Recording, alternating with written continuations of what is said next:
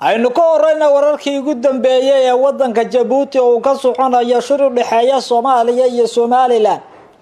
oo dalka Djibouti wada hadallo ka fool ku yeeshay Soomaaliya iyo Somaliland oo ay garwadeen ka yihiin madaxweynaha wadanka Djibouti Ismaaciil Cumar Geelle iyo sidoo kale ra'iisul wasaaraha wadanka Itoobiya Abiy Ahmed iyo mas'uuliyiin kale oo ka socday beesha caalamka wada hadallada waxa diiradda lagu saaray arrimaha u dhaxeeya Soomaaliya iyo Somaliland iyo sidii xal waara looga gaari lahaa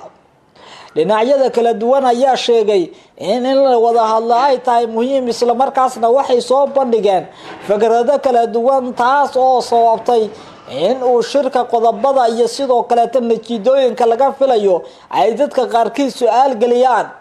wasiirka arrimaha gudaha dawladda Soomaaliya Cabdi Maxamed Sabriye waxa uu sheegay in Somaliland ay shirka ku soo bandhigtay tabasho ay qabaan isla markaasna ay rajeynayaan in wax wanaagsan laga gaaro shirka ayna ka soo baxaan waxa uu sheegay in dawladda Soomaaliya ay ka go'an tahay wada hadal noocan oo kale oo ay yeeshaan madaxda Soomaalidu si xal looga gaaro kala duwanaanshaha iyo kala qaybsanaanta ka dhex jirta ummadda Soomaaliyeed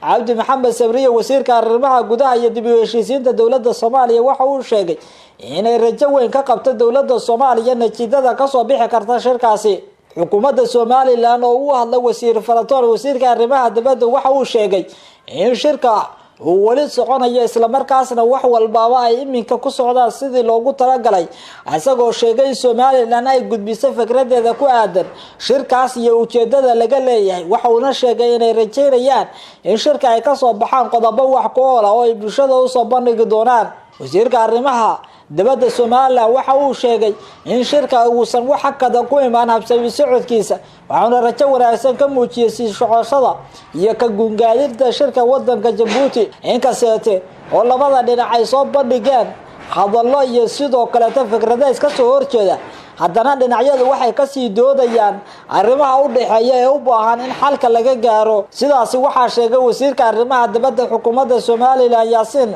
Faratoon oo warbaahinta la hadlayay dhankeeda xukuumadda Djibouti ayaa war-saxaafadeed cusub ka soo saartay shirkaasi kadib markii dawladda Soomaaliya ay diiday mid ay hore u soo saartay war-saxaafadeed labaad ayay soo saartay dawladda Djibouti kadib markii dawladda federaalka Soomaaliya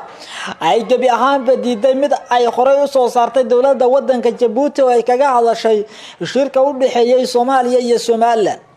sida aynu helayno dawladda Soomaaliya ayaa si degdeg ah uga amartay dawladda Djibouti wax ka bedel lagu sameeyo war-saxaafadeed ay soo saartay Djibouti oo ku saabsanaa wada hadallada taas oo loo adeegsaday ereyga shirka u dhaxeeya labada dal ee Soomaaliya iyo sidoo kale Somaliland arintaas oo ay fila Soomaaliya si adag uga carootay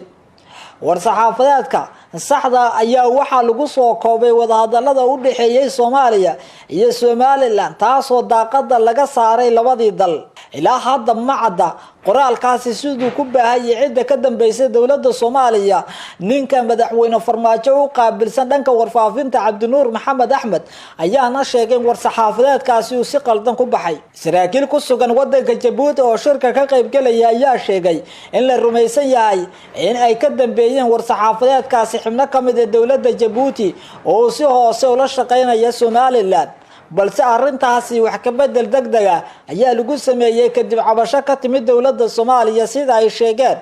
mas'uuliyiinta iyo saraakiisha ka qayb galaya shirka ka dhacaya wadanka Djibouti warmurtiyeedka laga soo saaray shirka u dhaxeeya Soomaaliya iyo Somaliland ee ka soconaya wadanka Djibouti dawladda Djibouti waxay ku sheegtay in qodobada arrimahaasi looga wada hadlay ay ahaayeen kuwa dhaxal gala isla markaasna labada wafood iyo sidoo kale dadka kale korjoogtada ee shirkaas dhexdhexaadinayaba ay isla qaada dhigeen sidii xal looga gaari lahaa arrimaha ay kala tabanayaan dhinacyada kala duwan sidoo kale waxa la isla gaaray in wada hadallada labada dhinac lagu sii ambaqaado arrimaha taagan ee labada dhinac isla markaasna ay hore iskugu raaceen sida lagu sheegay war-saxaafadeedka ka soo baxay dawladda Djibouti war-saxaafadeedka ka soo baxay xukuumadda Ismaaciil Cumar Geelle ayaa ku soo aadaya iyadoo kala horeeyay gudoomiyaha golaha guurtida Somaliland Salmaan Maxamuud Aadan oo ka mid ah wafdiga Somaliland uu sheegay in shirka natiijo la'aan uu ku soo dhamaaday kadib markii Somaliland ay dalbatay in la fuliyo heshiisyadii hore ay u galeen